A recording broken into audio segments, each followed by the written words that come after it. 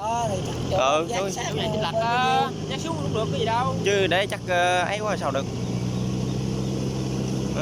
Cho nó ghe lúa nó đi qua không lọt không có công.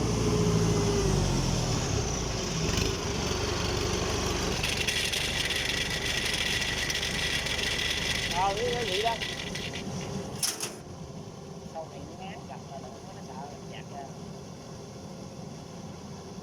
ra. Mấy chỗ đó mấy cài đi bữa bữa luôn mà nó đi qua Ngọc Sớt.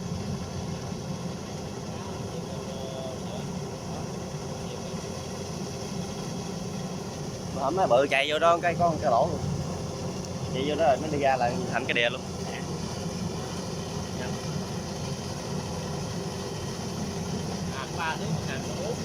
2m7. Phải làm bự thêm chút nữa không á. Là 4-5 thước gì nó cắt cái nửa lô luôn cũng được.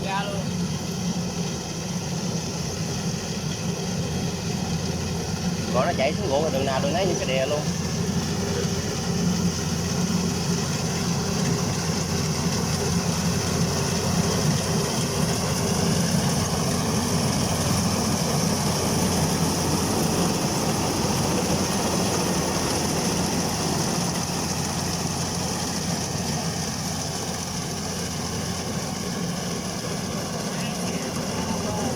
Ý là nó chưa có ban chân nó lên đó.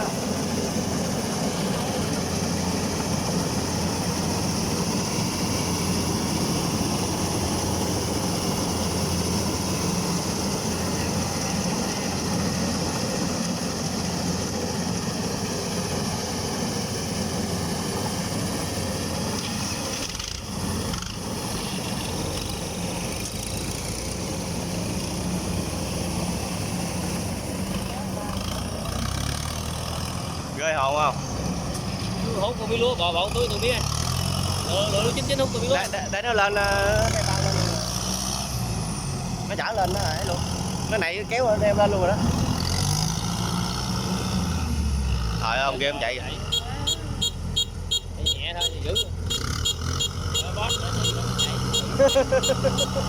Lo chặt con lúa phải ông lót chưa? Nó trồng cái đất lúa ha. Dính thịt từ nãy ra nó khô rồi tháng tư với con trâu vậy. Để kìa chạy kìa ốc nổi không? Nậu quá. Đó nậu nữa.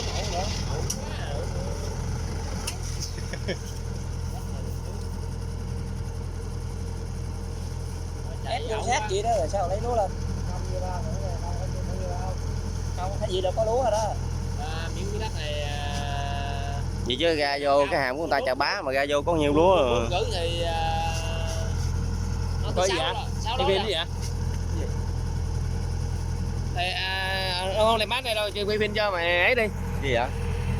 Cái gỏi đó trời. Chứ nó vô nó mới trông chứ trong ngoài nắng này chú nhìn sao thấy, tại con bắt đâu có bắt cái đèn màn hình nó sáng đâu. Nhưng mà khi nào mà mình quay lại Còn lúa rồi. Kéo lên nè. Đâu kéo lên đâu. Kéo lên đó chứ đâu có để chứ làm gì. Chưa đi đâu, dễ đi lên. Chở nó chạy không có không chuyện đủ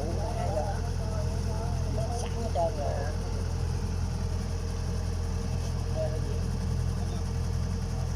Rồi phóng dây gì? Không heo rồi. 9 lần. Là khào la người ta được. Dân quen không? Nó thả đường này là hơn công rồi. Còn cắt ngang nữa chi? Công rồi sao? Ben lên nữa. Chị sắp gạt luôn chạy á. Kêu chạy cái máy lên. Ê, xin lúa rồi. Về vô kia, về đít vô. Về đít vô em. Báo công an bắt bây giờ à. Về cấm đít, cấm đầu.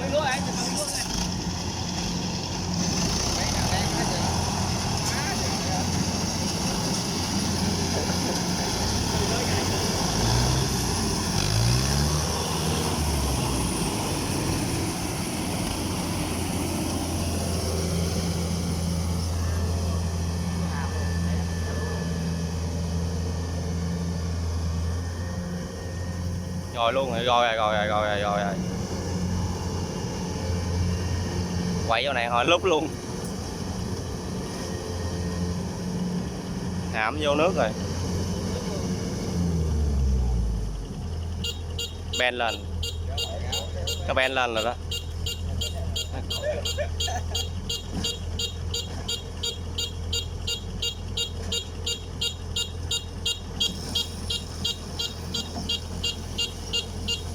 Vô nước luôn rồi.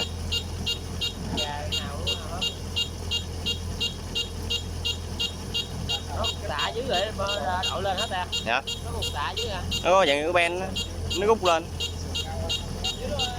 Nó rút cái chân lên. Thôi vậy được đó hả? Lúa đẹp hay lúa xấu? Đi ăn uống qua không?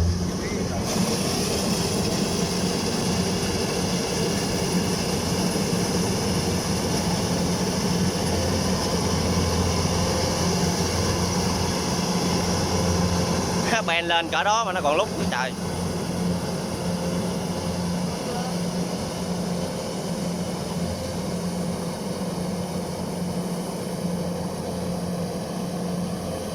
Nước kìa ra nước cua đó được.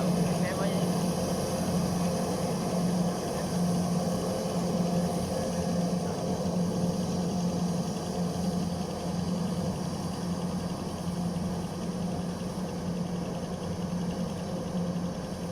Phải 2 hàm vô đây 10 mấy bao á.